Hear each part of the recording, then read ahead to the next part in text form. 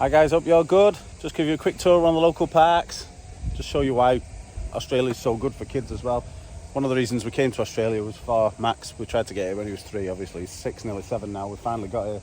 But the parks here, all of the estates, when they build them, they must have like an agreement that they have to build a park for the local housing estate. So all the parks look like this and they're all well maintained.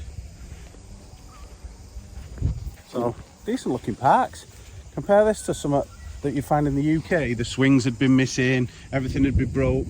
You've got a little stand over there for just having picnics and everything. These little ones don't seem to have like the barbecues, they're more like the council parks. But these, you find them on every housing estate that gets built, it'll have a little park attached to it for the local kids to play. And there's that many of it.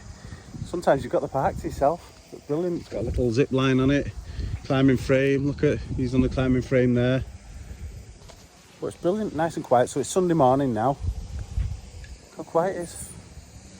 So this is like a normal park.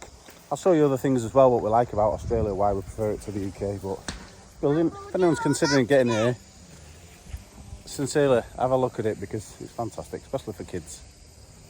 So, bye, see you later in the video. see you later.